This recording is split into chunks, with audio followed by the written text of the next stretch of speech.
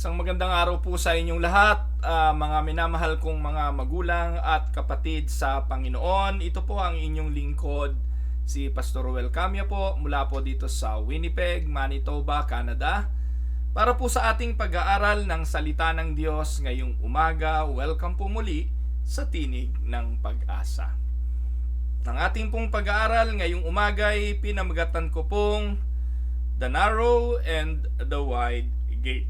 Matatagpuan po natin ito sa Matthew 7:13-14. Ganito po ang sinasabi. Enter through the narrow gate, for wide is the gate and broad is the road that leads to destruction, and many enter through it.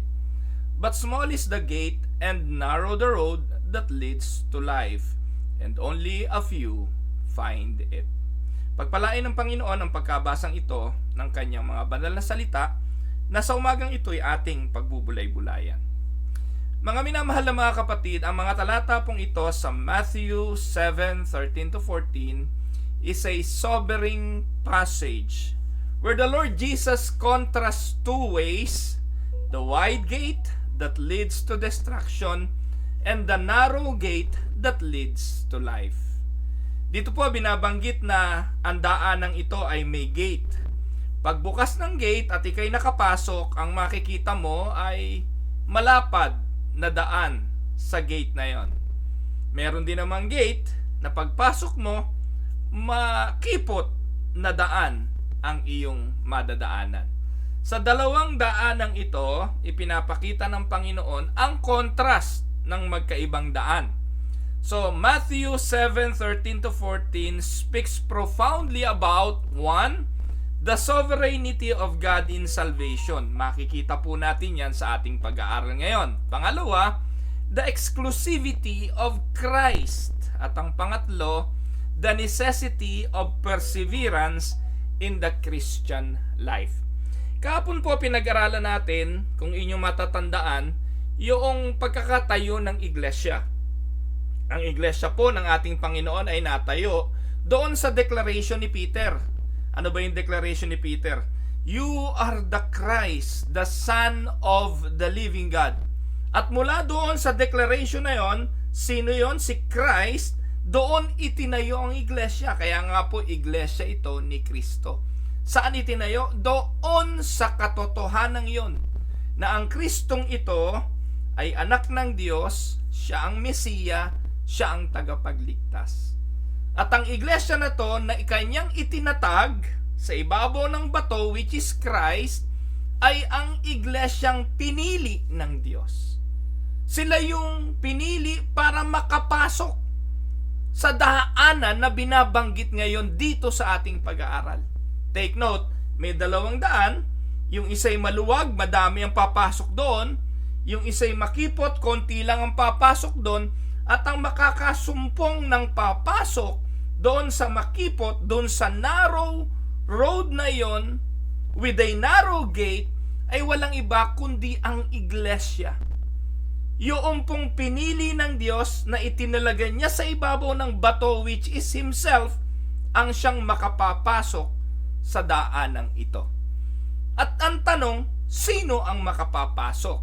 Ating pong pag-aaralan yan ngayon mga kapatid. Ano po? Tingnan po muna natin ang kontrast ng dalawang daanang ito. Binanggit muna yung tinatawag na the wide gate and the broad way. Meron pong maluwang na pintuan na may malawak na daan. Sino po ba ang ayaw ng maluwag na kalsada? Sino po ba ang ayaw ng maluwag na pintuan? Pag maluwag ang pintuan, maipapasok mo kung ano gusto mo. Pag maluwag ang kalsada, kahit malaki truck mo, maidadaan mo. Sino ba ang ayaw nun? Pero ang realidad, kahit naman sa mga kalsada, matindi ang epekto ng aksidente sa mga maluluwag na kalsada. Ano po? At ang sabi nga po, ito daw pong daanang ito, ayon sa pagkakapahayag ng aklat ni Mateo at sa wika ng Panginoon, is a path towards destruction. Tingnan muna natin ano karakteristik ng maluwag na kalsadang ito na may maluwag na gate o pintuan. Tingnan natin ang kanyang popularidad. The Lord Jesus described this way as a broad, meaning if it is a broad path or broad way, it is easy. You can easily access it. Kasi maluwag eh. At dahil maluwag, accommodating ito. Kahit sino pumasok dito, pwede. Hindi kayo magkakagulo, hindi kayo mag-aagawan, hindi kayo mahihirapan kasi maluwag. At makikita natin ang karakteristik nito, very appealing to the natural desires of the sinful heart. This is the description of this wide gate. Popular ito kasi ito yung pinupuntahan ng marami. Katulad ng tanong ng Panginoong Hesukristo kahapon sa mga alagad. Sino at ano ang sinasabi ng mga tao tungkol sa akin? Sino daw ako? At ang popular opinion ng mga tao, nandun sila sa wide gate na ito, ikaw daw ay si Juan Bautista. Ikaw daw ay si Elias. Ikaw daw ay si Jeremias. Ikaw daw ay isang propeta. Those are the popular opinion of the people that are in the wide gate. No? Ito yung kanilang description. Ito yung bandwagon effect. Kasi yun ang opinion ng marami, ito ang tinatahak ng marami at ito ang pinapaniwalaan ng marami. Nandun sila sa maluwag. Ngayon, ang tanong ng Panginoon sa mga alagad, ako, o sa inyo, rather, sa inyo, who do you think I am? And they declare. Yung declaration nila, hindi popular. Yung declaration nila, hindi katulad ng deklarasyon ng nasa maluwag na daan. Sila yung nasa makipot na daan na nagsabing, you are the Christ, the Son of the living God. Kaya ang sabi ng Panginoon sa kanya, mapalad ka Simon. Mapalad ka Pedro o Simon Pedro, anak ni Jonah. Sapagkat ang bagay na ito'y hindi ipinahayag sa iyo. This was not revealed to you by flesh and blood. Ang pahayag na ito'y inireveal sa iyo ng Diyos amang nasa langit. At hindi lahat ay makakaintindi, makakakilala at mauunawaan ito. Kaya kung titingnan nyo po, hindi ko ito nabigyan ng emphasis kahapon. Pagkatapos niyang sabihin kay Pedro ang mga bagay na ito at sa mga alagad, ipinagbili niya, huwag ninyong ipagsasabi, huwag ninyong ipagkakalat na ako ang Mesiyas. You can find that in Matthew chapter 16 na tinalakay natin kahapon. So, ito po yung karakteristik. Marami talaga. Ang ganun ang opinion, Jesus is just a prophet. Jesus is just or was just Elijah to them, John the Baptist to them, or Jeremiah to them. But for the few, Jesus is the Son of the living God. Kaya, Jeremiah 17:9, anong sabi? The heart is deceitful above all things and beyond cure. Who can understand it? Yan ang laman ng puso ng mga tao eh. Ang tumahak sa maluwag na daan kasi popular ito. Ang tumahak sa maluwag na daan kasi accommodating ito. Ang tumahak sa maluwag na daan kasi magaang at madaling daanan ito. And it is very appealing. That is the dictate of their heart. Ang tanong ni Jeremiah, who can understand it? The heart of every human is deceitful and beyond cure. Ito po ang katotohanan. Kaya malibang ang Diyos ang gumamot sa puso, ang pipiliin talaga ng tao ay ang maluwag na daan. Malibang ang Diyos ang kumilos na bumago ng puso ng tao at palitan ito ng pusong laman, katulad ng binabanggit sa Ezekiel 36:26, walang pag-asa ang tao. The choice of man will always be the wide gate and the broad way. Hindi niya pipiliin ang makipot. At ang pipiliin niya talaga ay ang magaang. Tama po ba mga kapatid? Ano po? Kaya many follow this path because it requires no self-denial and allows them to live according to their fleshly desires. Para naman sa maraming mga tao ngayon, wala namang issue si Christ eh. Huwag lang silang pagbabawalan. Wala namang issue ang simbahan. They can go to the church. Huwag lang silang bibigyan ng iba't ibang mga utos. Wala namang issue ang relihiyon para sa kanila. Huwag lang silang papakialaman.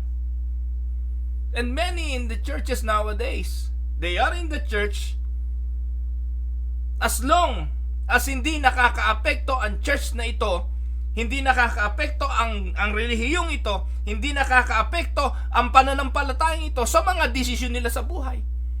I can live my life the way I wanted to as long as hindi ako papakialaman ng pastor na yan, hanggat hindi ako pagbabawalan ng pastor na yan sa lifestyle ko, wala akong problema sa relihiyon.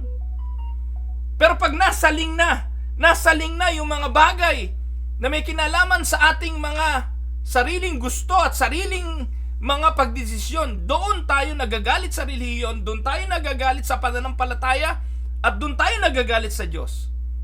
Many people are okay with God as long as hindi sila pinapakailaman ng Diyos na ito. Pero hindi ganun eh. When Jesus called His followers, ang isa sa sinasabi ni Jesus is to deny yourself, carry your cross, and follow me. That is denial, self-denial. Galatians 5:19-21, the acts of the flesh are obvious. Hanggat nandun yung sexual immorality, impurity, debauchery, idolatry, witchcraft, hatred, discord, jealousy, fits of rage, selfish ambition, dissension, factions, and envy, drunkenness, orgies, and the like. Ano sabi ng Panginoon? Binabalaan ko kayo as I did before, that those who live like this will never or will not inherit the kingdom of God. At yan ang tinatahak ng marami. Yan ang mga desire ng marami because of the blindness of the heart, because of the deceitfulness of the heart. And that is what many people will follow. In fact, all people will follow that path unless the Lord quicken the heart, quicken the spirit, regenerate the heart. At yan naman sinasabi ni Pablo na dati rin nating mga buhay, tayong mga mananampalataya ngayon, yan din naman ang buhay na ating pinagdaanan dati. Yan din ang buhay na ating nilakaran dati. Bulag din tayo, patay din ang ating mga espiritu, pero salamat at purihin ng Diyos, binuhay tayo, tinanggal tayo sa kalagayang yon, at inilipat tayo sa makipot na daan. And I would like to tell you this, ang makipot na daan na ating tinatahak ngayon, hindi siya popular, hindi siya madali, hindi siya accommodating, at hindi siya appealing. Pag pinag-usapan mo na ang relihiyon, ayaw nila niyan. Pag pinag-usapan nila mo na ang pananampalataya, ayaw nila niyan. Hindi yan appealing. Hindi magandang kwentuhan ng Biblia. Hindi magandang kwentuhan ang Diyos sa gitna ng mga umpukan kapag nagkakape-kape. Hindi popular ang daan ng katwiran. Ang popular ay ang malawak na daan kung saan nandun ang sexual immorality, nandun ang impurity, nandun ang debauchery, nandun ang mga witchcraft, hatred, discord, jealousy. Magandang pag-usapan ng politika, ang pangungurakot, ang mga immoral na bagay, ang chismisan, at kung ano-ano pang kasiraan ng iba. At silipin ninyo ang mga kwentuhan ng maraming mga tao ngayon. Seldom you will hear, seldom you will learn something about God, something about faith, something about Jesus as the Son of God. They will always go to the popular myth. They will always go to the witchcraft and idolatrous and impurity at mga walang kwentang bagay. Iyon ang tinatahak ng maraming tao. Pero ano sabi ng Panginoon? Ano bang dulo ng bagay na ito? Its end is destruction. Proverbs 14 verse 12. Anong sabi? There is a way that seems right to a man, but the end is the way of death. If you are thinking that is the right way, then go for it. But be very careful. Maybe you are traveling, maybe you are in a wider path right now. But let me remind you, maybe that path is the end of death, is the way of death. That is destructive. There is a way that seems right, but the end is death. This destruction is not only a temporal, physical, material destruction, but what Jesus is saying here is an eternal separation from God, confirming the reality of divine judgment. Amen? Yan ang binabanggit sa 2 Thessalonians 1:9. 2 Thessalonians 1:9 says, they will be punished with everlasting destruction and shut out from the presence of the Lord and from the glory of His might. Hell is not merely the absence of God's presence. Hell is the fullness of His righteousness, of His righteous wrath against sin. Let me repeat it again. Hell is not merely the absence of God's presence, but the fullness of righteous wrath of God against sin. Hindi nagbibiro ang Diyos. Paparusahan niya hindi lang ang kasalanan sa impyerno. God will not only punish the sin in hell, He will also punish the sinners who commit the sins in hell. Amen?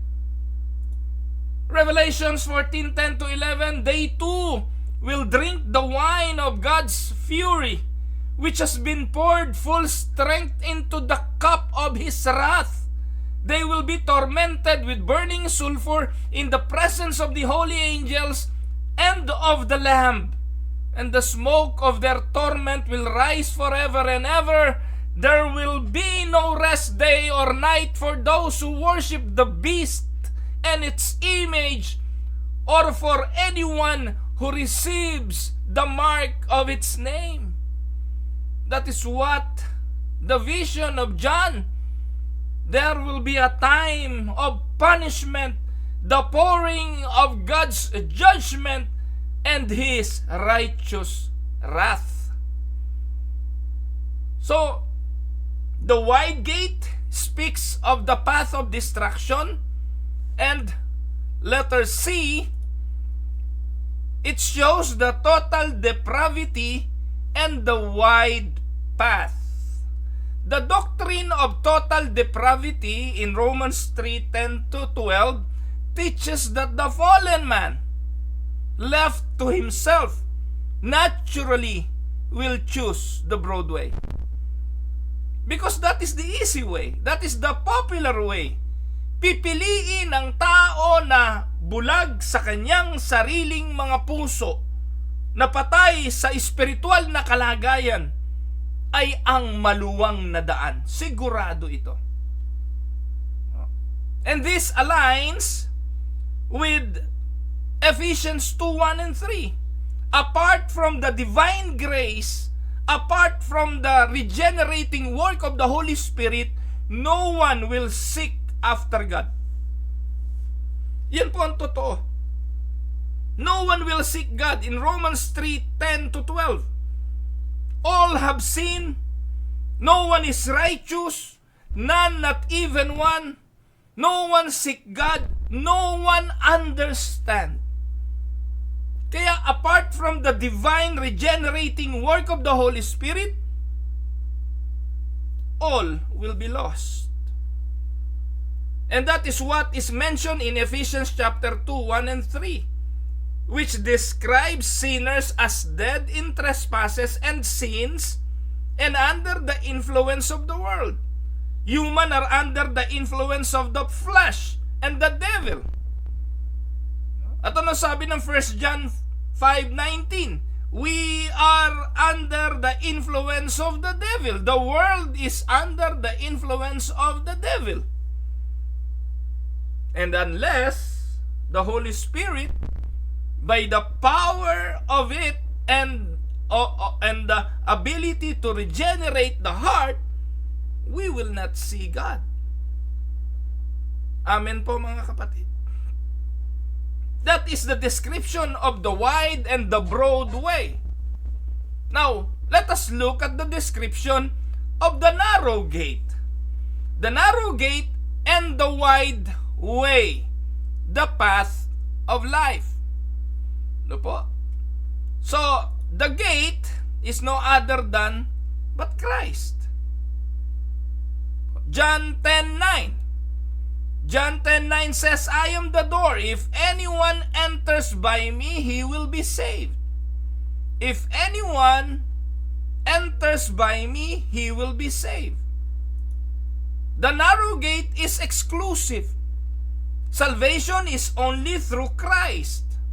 Naniniwala po tayo na kapag ikaw ay pumasok kay Kristo at nagawa mong makapasok dahil binuhay na ang iyong puso, ikaw ay dating patay, buhay na ang Espiritu, makikilala mo si Jesus bilang daan, bilang katotohanan at bilang buhay, pupunta ka sa buhay. Hahanapin mo ang katotohanan at dadaan ka kay Kristo being the way. And Jesus said in John 10:9, I am the door. If anyone enters by me, he will be saved. So that is the only way. There is no one who can come to the Father but by me, Jesus declared, John 14:6. And the narrow gate is exclusive. Ano sabi ng Acts chapter 4 verse 12? Salvation is found in no one else, for there is no other name under heaven given to mankind by which we must be saved. Kaya hindi pwedeng magkaroon pa ng iba. Walang ibang daan, walang ibang katotohanan at buhay kundi si Jesus. Walang makaparoroon sa Ama kung hindi sa Kanya. Walang ibang pangalang ibinigay para sa kaligtasan kung hindi ang pangalan niya. Amen po ba? The gate is narrow because it requires faith in the true gospel and not in human efforts or false religion. Makipot ito. Ang daan para makapasok ay pananampalataya dahil ang sabi ng Panginoon, sa tao, imposible ito. Do you remember the story about the rich young ruler na pumunta kay Jesus at sinabing, mabuting guro, ano po ang kailangan kong gawin para makapasok sa kaharian ng Diyos? Ang sabi ni Jesus, ba't mo ako tinatawag na mabuti? Walang ibang mabuti kung hindi ang Diyos. Ngayon, sundin mo ang kautusan. Jesus pointed the man to the law. And we know that nobody accomplished the law to its fullest fulfillment. Si Jesus lang ang nakatupad nun. Kaya walang makakasunod nun. Kung ang kautusan ang siyang basihan at bilang matuwid sa kautusan, ang basis for salvation, walang maliligtas kahit isa. Kaya sinabi ng Panginoon Hesus, kaya sinasabi ko sa inyo mas madali pa ang camel pumasok sa butas ng karayom kaysa sa isang mayaman o sa kahit sino man ang pumasok sa kaharian ng Diyos. Ang tanong ng mga alagad, kung ganun, sino po ang maliligtas? Ang sagot ng Panginoong Hesus, sa tao, ito'y imposible, pero sa Diyos, walang imposible. So the narrow gate is difficult. It is not popular. It is not easy to go inside the narrow gate because it requires faith. Faith in what? Faith in the Lord Jesus Christ. Faith in what He has done. Faith in the true gospel. Hindi ito kaya ng human efforts dahil walang effort on our part na magbubukas ng pintuan, ng makipot na pintuan para tayo makapasok. Mas madali pa ang camel kesa sa tayo magpumilit na pumasok sa pintuang ito. Amen mga kapatid. Galatians 1:6-9, I am astonished that you are so quickly deserting the one who called you to live in the grace of Christ And now you are turning to a different gospel, which is really no gospel at all. Mas madaling paniwalaan ng mga tao yan. Yung mga gospel na hindi naman talaga gospel. Katulad ng prosperity gospel na hindi naman talaga gospel. Pandaraya, panloloko, scam ng mga relihiyong Pentecostal yan. Yung mga prosperity gospel, yung receive and you will be saved, yung claim and declare at kung ano-ano pang mga pinaggagawa ng mga yan para maligtas, those are no gospel at all. Evidently, sabi ni Paul, some people are throwing you into confusion and are trying to pervert the gospel of Christ. Pinapaniwala ang maraming mga tao na ang mga bagay na yon ang magdadala at magbubukas ng pintuan, pero hindi. Kaya nga darating yung panahon, maraming magsasabi, Panginoon, member ako ng Pentecostal. Panginoon, nagpalayas kami ng demonyo. Panginoon, gumawa kami ng himala. Pero sasabihin ng Panginoon, magsilayo kayo sa akin, mga mapaggawa ng kabulaanan, mapaggawa ng kasamaan, hindi ko kayo nakikilala. Ang sabi ni Pablo dyan, let them be under God's curse. As we have already said, so now I say again, if anybody is preaching to you a gospel other than what you accepted, let them be under God's curse. Mag-ingat po kayo mga kapatid. Hindi lahat ng nagbubukas ng pintuan at hindi lahat ng marami ang nandun katulad niyang mga G12 na yan ay nasa tamang pagkaunawa sa Ebanghelyo. Marahil propaganda lang ng relihiyon yan, propaganda lang ni Uriel Balano yan ng G12, ni Cesar Castellano ng G12, at nung kung sino-sino pang kaanib dyan. Mga minamahal na mga kapatid, maging matalino kayo at unawain ang ipinapaalalang ito ni Apostol Pablo. The way a life of discipleship. This is the narrow gate.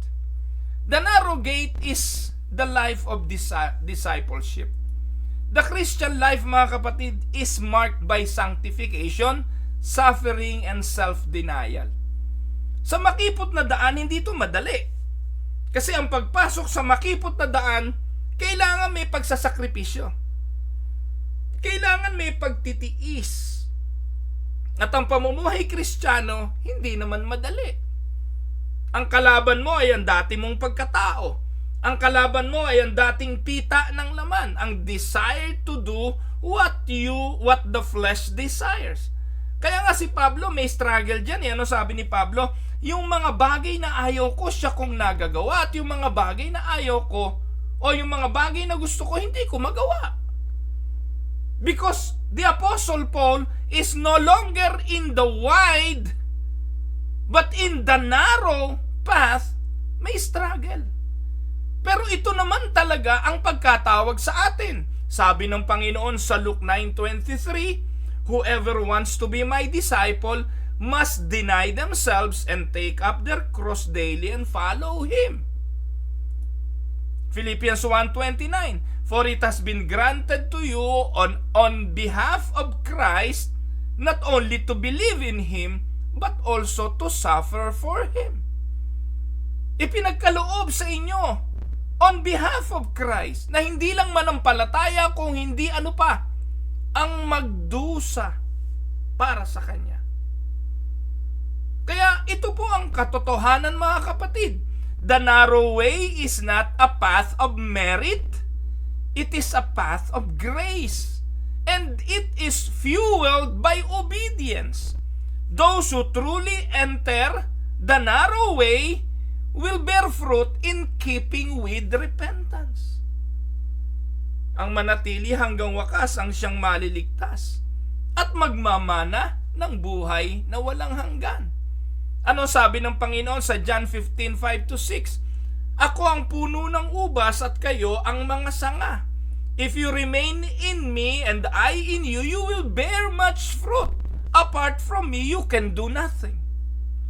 Bagamat makipot ang daan sa kaligtasan na binabanggit sa daanang ito, pag nandun ka, hindi madali, pero habang nandun ka, magbubunga ka. If you do not remain in me, you are like a branch that is thrown away and withers. Such branches are picked up, thrown into the fire, and burned. So, may pagbubunga doon sa makipot na daan. Ngayon ang tanong, sino ang mga tumutugon para pumasok sa daang ito? Yung mga tinawag ng Panginoon. Ang tawag doon, effectual calling and sovereign grace. Tandaan na kahit anong gawin ng tao, hindi siya pipili ng makipot. Ang pipiliin niya ay maluwang na daan. Pero, yung pinili ng Diyos bago palikhain ng sanlibutan, isang panahon ng kanyang buhay, tatawagin siya ng Diyos. Yun yung effectual call. Kung inyo pong babalikan yung tinatawag na order of salvation o yung ordo salutis na atin pong naituro na dito sa Tinig ng Pag-asa. If you want to get to know kung ano yung ordo salutis, isearch nyo po sa YouTube channel natin, Tinig ng Pag-asa YouTube channel, at panoorin ninyo para makita ninyo yung tamang pundasyon, paano tayo naliligtas, paano naliligtas ang tao. Detalyado ko pong inisa-isa kung papaano yung proper way of salvation. At makikita nyo po, Diyos lang ang may gawa nun. At dito po, pagkatapos ng isang tao ipiliin ng Diyos bago palikain ang sanlibutan, yung pinili niya, tatawagin niya. Effectual calling ang tawag doon. And those will enter to the narrow gate.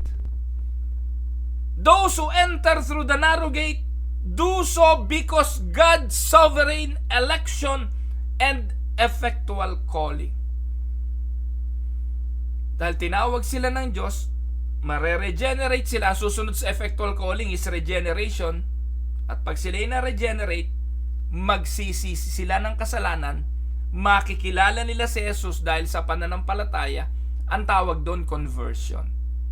And they will enter the narrow gate. John 6:44, take note, no one can come to me unless the Father who sent me draws them. Walang makakapasok doon malibang ang Panginoong Hesukristo, malibang ang Ama ay dalahin tayo sa Panginoong Hesukristo. Ang linaw niyan. You cannot enter the narrow gate unless the Father draws you through it. Ephesians 2:8 and 9, for it is by grace you have been saved. Through faith. Through faith in whom? Through faith in the Son of God. At ang faith na ito sa Son of God, hindi bunga ng flesh and blood. Hindi ito works of anybody para wag magmalaki. Ang faith na ito is a gift of God. Maging ang faith na yan, bigay yan sa'yo. Kaya mo nakilala si Hesukristo. Ngayon, kung pinagmamalaki mo yung faith na yan, nabunga sa'yo, baka hindi yan faith. Baka yan fake. Because the faith that we have is also a gift from God. So the doctrine of irresistible grace ensures the elect will walk the narrow path. Yun yung tulip. Diyan makikita nyo po yung tulip The total depravity of man. Ano po? The unconditional election of God. The limited atonement because not all people will be saved because only few will enter the narrow gate. No? And the irresistible grace of God assuring those whom God elected will enter the narrow path. And once they are in the narrow path, the last will be the P, they will persevere. Without the Spirit's work of regeneration, man would never choose the hard way. He saves us not because of righteous things we had done, but because of His mercy. He saved us through the washing of rebirth and the renewal by the Holy Spirit. Amen? Ngayon, itutuloy ko po.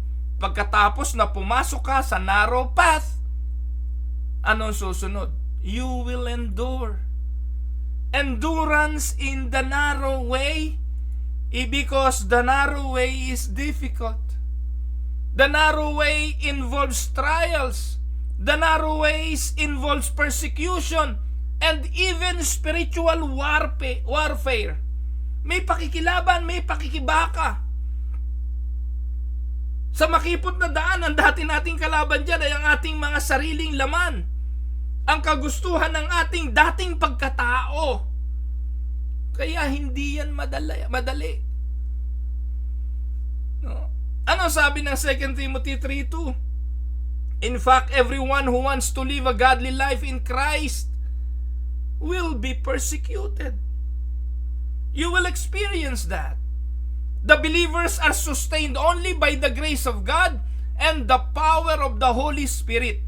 Kaya yung tinatawag na sanctification in the narrow way ay synergistic.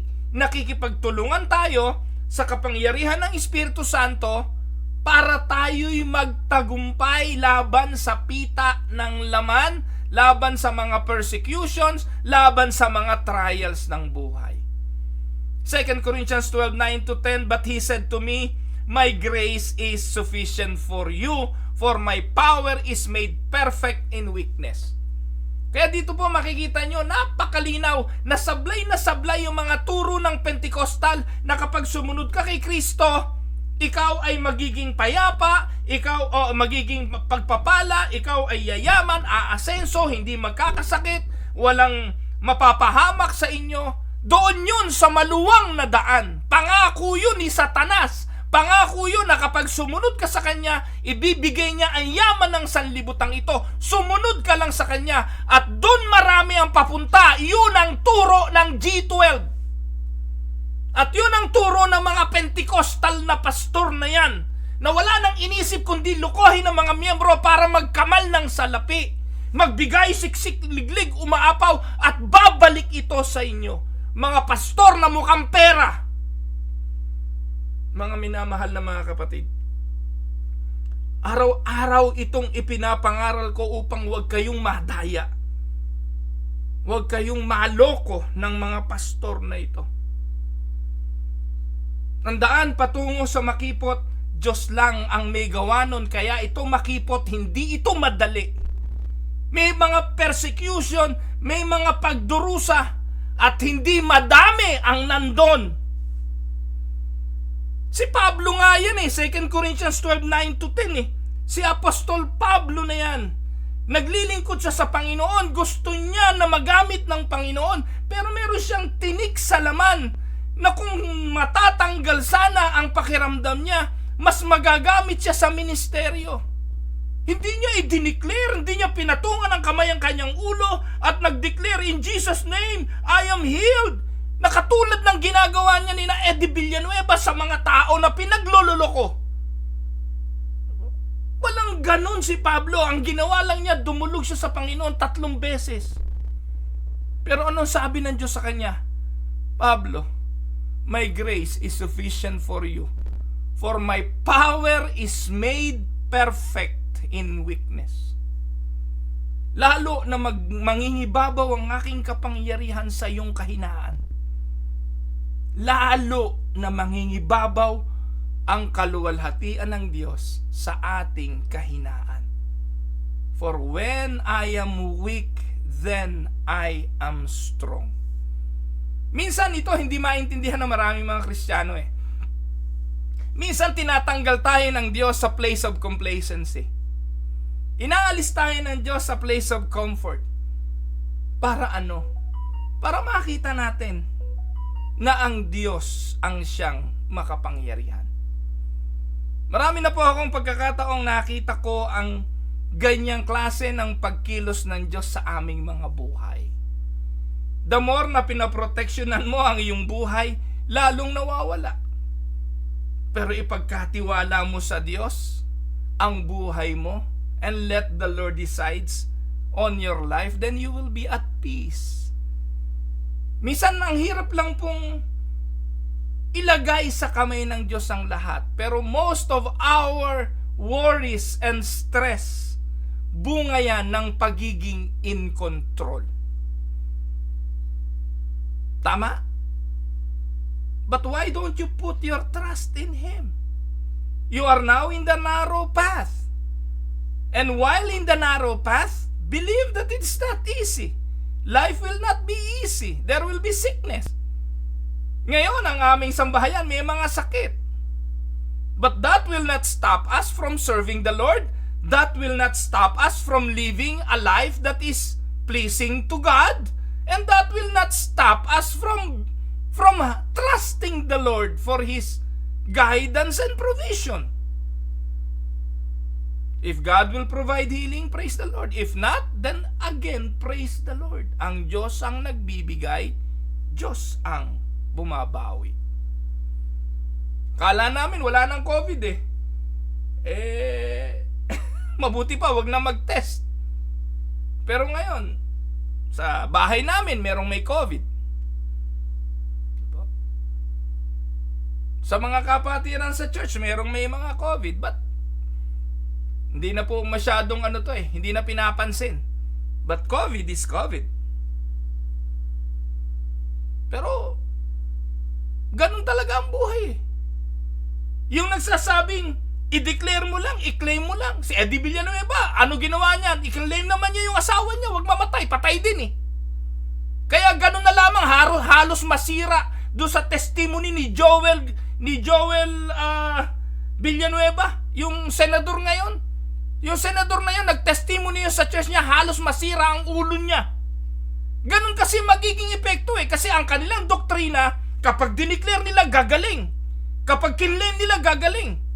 Naglumuhod na sila sa Panginoon. Marunong pa ba sila sa Diyos nung kinuha ang nanay nila? Kaya yung testimony nila talagang hindi mapagtugma yung doktrina at saka yung kanilang mga pinaggagawa dahil devastated sila. And you will be devastated because your faith proves you wrong. You are having a faith that is not totally biblically aligned. Tama.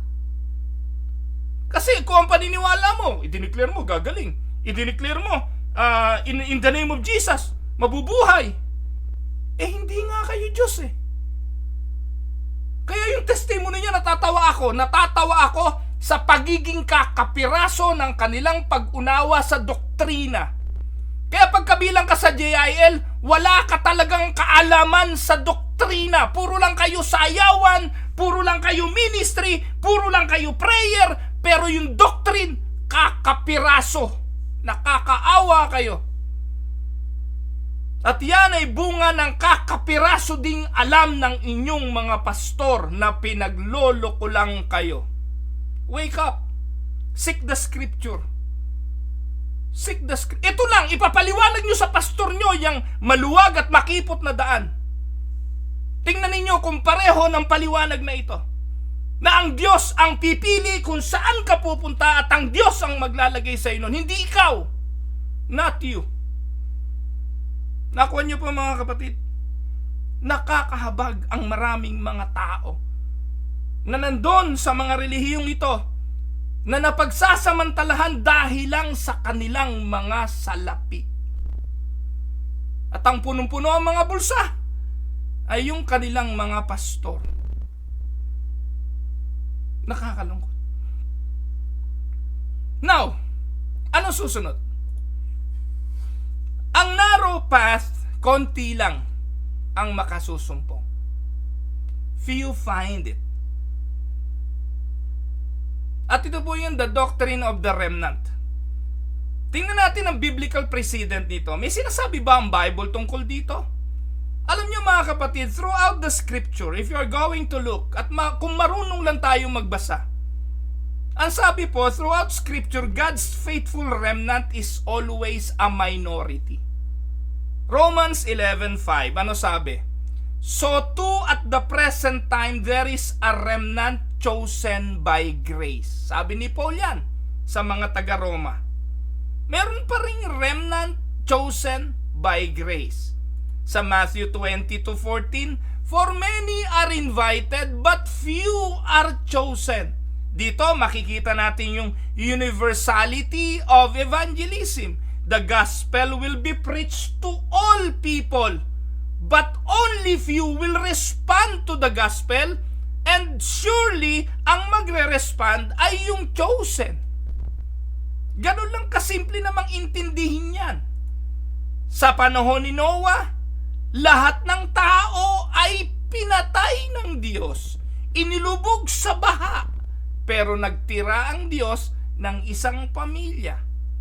Noah and his family were a remnant. Kasi maluwang ang daan, lahat ng tao nagpuntahan doon, kasi yun ang magaang, yun ang popular opinion, yun ang sikat, doon sila. Samantalang ang Diyos pumili. At ito ay ang pamilya ni Noah. Po. Ano po ang sabi ng talata? Genesis 7:1, "The Lord then said to Noah, Go into the ark, you and your whole family, because I have found you. I have found you righteous in this generation." Po. Elijah was reminded kasi na-depressed. Pagkatapos na makipaglaban sa mga propeta ni Baal, natakot siya kay Haring Ahab at kay Jezebel, nagtatakbo. At nung siya kinonfront ng Diyos, ano reklamo ni Elijah sa Diyos? "Lord, wala na, ako na lang mag-isa. Ako na lang ang sumusunod sa iyo, wala na remnant." But Elijah was reminded, meron pang 7,000 Elijah na hindi lumuhod kay Baal. Nagkakamali ka. May mga pinili pa ako. No?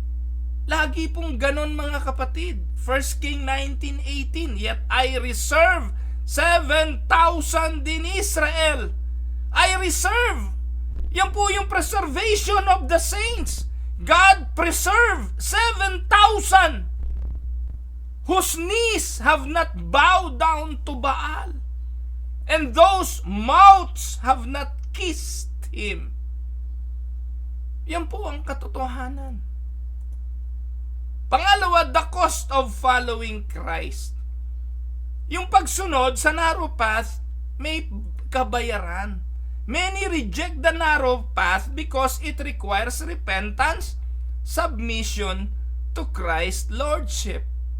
Luke 14:26-27 says, "If anyone comes to me and does not hate father and mother, wife and children, brothers and sisters, yes, even their own life, such a person cannot be my disciple. And whoever does not carry their cross and follow me cannot be my disciple." Hindi magaang. The true Christianity is costly. Ang ibinayad sa ating pagiging Kristiyano'y buhay. It demands also forsaking this life for Christ's sake. Luke 14:33, in the same way, those of you who do not give up everything you have cannot be my disciples. Jesus warned that many will profess faith but ultimately prove false. Matthew 7:21-23, "Not everyone who says to me, Lord, Lord, will enter the kingdom of heaven." Binanggit ko na yan kanina. That is the cost of following Christ. That is the description of the narrow path. But if you are in the narrow path, it will only shows one thing: you are chosen. And because you are chosen, you will persevere. Perseverance of the saints, true believer, will surely endure to the end, because their faith is upheld by God's sustaining power. Philippians 1:6, "Being confident of this, that he who began a good work in you will carry it on to completion until the day of Christ Jesus." Matthew 14:13, but the one who stands firm to the end will be saved. The perseverance of the saints does not mean an absence of struggle. The saints will persevere because there is a guarantee that God's elect will never fully and finally fall away in spite of the persecution, hardship, and difficulties of life. John 10:27-29, my sheep listen to my voice. I know them and they follow me. I give them eternal life and they shall never perish. No one will snatch them out of my hand. My Father who has given them to me is greater than all. No one can snatch them out of my Father's hand. Can you imagine kung sino may hawak? Hawak na ng Panginoong Jesucristo. Hawak pa ng Ama. Secured.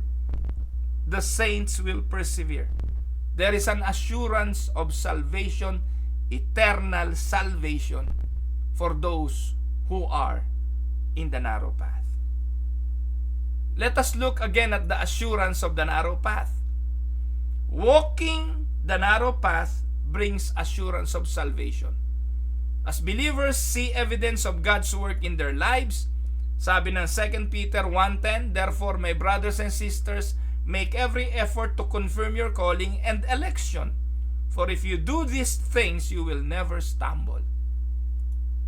The narrow way leads to eternal joy and reward, where Christ Himself is our great inheritance. Walang pangako ng material na bagay. Walang pangako ng mga hindi na magkakasakit. Walang pangako ng walang problema, na hindi kayo mag-aaway na mag-asawa, na hindi kayo magkakaroon ng problema sa infidelity. Walang ganon. Pero ang pinapangako rito, you will have eternal joy. At kung dumating ka man sa pagkakamali, magsisi ka sa kasalanan, pwedeng ma-restore ang mga broken relationship dahil ang pumapagitna ay ang Diyos na makapangyarihan. Revelations 21:3-4, I heard a loud voice from the throne saying, look, God's dwelling place is now among the people, and He will dwell with them. They will be His people, and God Himself will be with them and their God, and be their God. God will wipe away tears from their eyes. There will be no more death or mourning or crying or pain, for the order of things has passed away. That is the assurance of those who are in the narrow path. Amen? Now, i-conclude na po natin ito. Conclusion will be a call to self-examination. Jesus' words demand self-examination. Ano sabi niya? 2 Corinthians 13:5, examine ourselves or yourselves to see whether you are in the faith. Test yourselves. This is what the Apostle Paul is saying to the Corinthians. Do you not realize that Christ Jesus is in you, unless of course you fail the test? So examine yourselves. Are we walking to the narrow way by faith in Christ, or are we deceived by the east of the broad way? The narrow gate is entered by grace alone, through faith alone, in Christ alone. But the way is marked by evidence of a transformed life. True believers are called to strive to enter, Luke 13:24, knowing that salvation is entirely by grace, yet always producing the fruit of a changed heart. Mga kapatid, may we strive by the Spirit's power to walk faithfully on the road that leads to eternal life, encouraging others to do the same. Ito po ang inyong lingkod, si Pastor Ruel Camia po, mula po dito sa Winnipeg, Manitoba, Canada, para po sa Tinig ng Pag-asa. Kung ngayon lang po kayo nakasubaybay sa channel na ito, araw-araw po ang pamamahayag na ito from Monday to Friday. Pag Sunday naman po, naka-live broadcast ang Winnipeg Unida. You can also join us, and if you are from Winnipeg, Manitoba, our church can be found in in 465 Atlantic Avenue, Winnipeg, Manitoba. And if you are interested on joining the church, you can message me. Pwede nyo po akong kontakin, or mag-subscribe po kayo sa ating YouTube channel ng Tinig ng Pag-asa. At sa Facebook naman po, pwede pa ho akong tumanggap ng friends sa Facebook. Though 5,000 po ang limit noon. Pag meron pong gusto magpa-add na bunga ng Tinig ng Pag-asa, pwede akong mag-delete ng iba. Totoo lang po mga kapatid. 5,000 yung friends ko sa Facebook. I have 6,200 followers. Pero pwede ko pong tanggalin yung mga hindi naman connected talaga. Yung iba po doon, nakipag-friend request lang, in-accept ko. Pero wala naman kaming connection whatsoever. Madali lang pong i-delete yon. Ako po ay nag-unfriend ng maraming friends para po ma-accommodate naman yung mga gusto talaga na makipagkaibigan, makikonnect, makipag-aral. Yun po yung ating ginagawa ngayon. Kasi po, limited lang ang Facebook. And hear me mga kapatid, kaya ine-encourage ko kayong mag-subscribe sa YouTube channel kasi po, ang Facebook ay nagpalabas na naman po ng bagong announcement na yung mga live videos katulad po ng ginagawa at pinapahayag natin dito sa Tinig ng Pag-asa, this is only good for 1 month. Pagkatapos ng isang buwan, buburahin na po ng Facebook ang mga live videos na katulad nito. Hindi nyo na po ito makikita kahit kailan.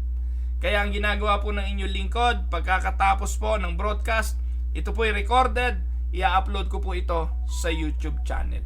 Sa YouTube, hindi po. Kasi ang maganda sa YouTube, hindi po siya nagbubura ng video. So you can always find the Tinig ng Pag-asa messages sa YouTube channel po ng iyong lingkod. God bless po at pagpalain kayo ng Panginoon.